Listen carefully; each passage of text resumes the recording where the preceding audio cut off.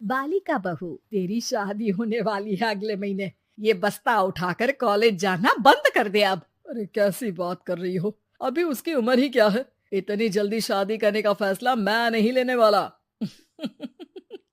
फैसला लेने के लिए तुम्हें कहा किसने है? अरे मैंने कह दी शादी है तो है अगले महीने। बेचारी अमिता करती भी तो क्या, छोटी सी उम्र में बन जाती है अपने से 2 गुने उम्र के आदमी की बीवी। शादी के बाद देर रात पति घर आता है। खाना लगाओ, भूख लग रही है। अमिता खाना लगाती है। ये क्या बनाया है? वो सारा खाना फेंक देता है। कर्म ही खराब थे जो इतनी कम उम्र के लड़के से शादी करा दी। तभी वहाँ अमिता की सास आ जाती है। अरे हमें क्या पता था कि ये इतनी कामकाज में ढीली है। इसकी माँ ने तो कहा था रॉकेट की स्पीड से काम करती है।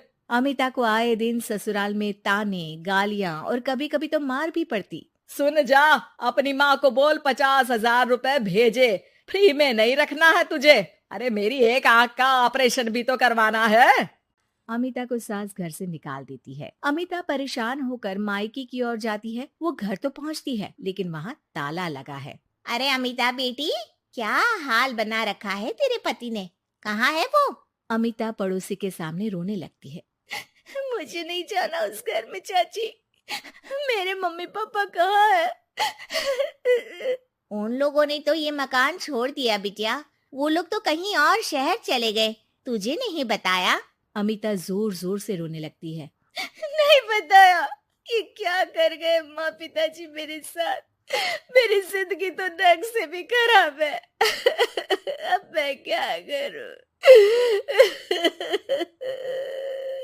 अमिता रोते हुए वहाँ से जा रही होती है कि उसे एक औरत मिलती है। अरे सुनो तो, रो क्यों रही हो? तो क्या करूं? हंसू?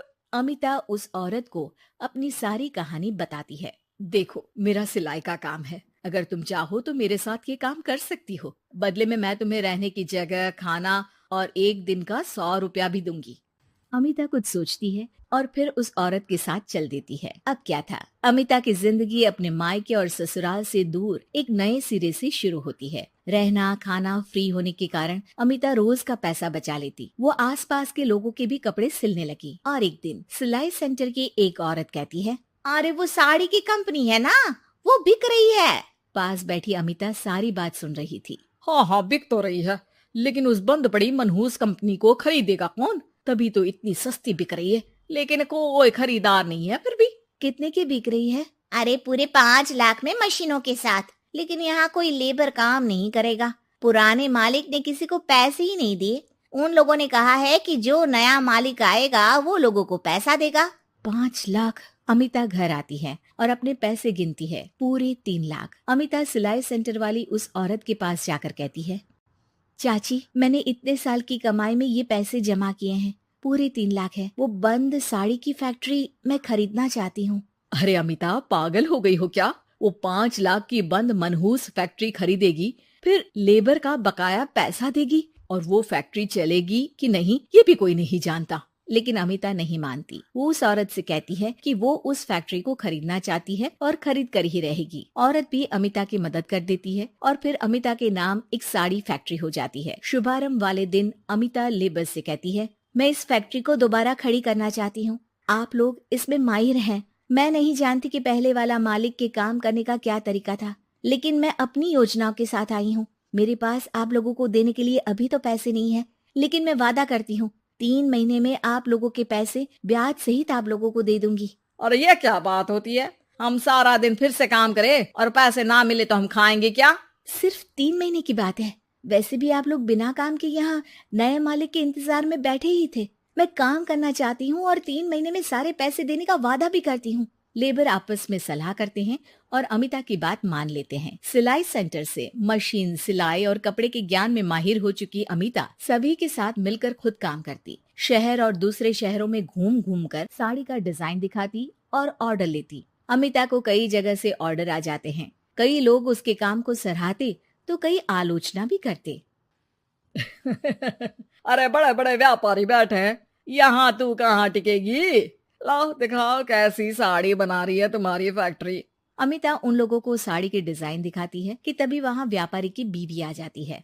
हाय रे, कितनी प्यारी साड़ी है ये। बड़ी महंगी लगती है, मेरे लिए ले लो ना जी। और हाँ, अपनी दुकान में भी रख लो इसे, बहुत बिकेगी मैं कहती हूँ।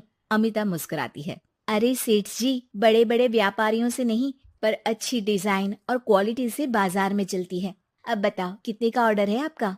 धीरे धीरे अमिता का आत्मविश्वास और बढ़ता है। बड़े बड़े ऑर्डर्स के लिए वो खुद लेबर्स के साथ मिलकर सारा दिन सारी रात काम करती। और फिर वो दिन भी आ जाता है जब अमिता को लेबर को पैसे देने होते हैं। मैं आप लोगों से 3 महीने बाद आज के दिन ये बात करना चाहती हूँ कि मैंने जितने पैसे देने की आपसे बात की थी उतने मैं नहीं दे सकती। हम लोग जानते थे कि पर आपकी कंपनी तो फायदे में है, फिर हमारे पैसे क्यों नहीं देंगी? मतलब आप लोगों के बकाया पैसे, ये 3 महीने के पैसे और ब्याज के साथ मैं आप लोगों को 10% का मुनाफा भी दूंगी। सभी खुश हो जाते हैं।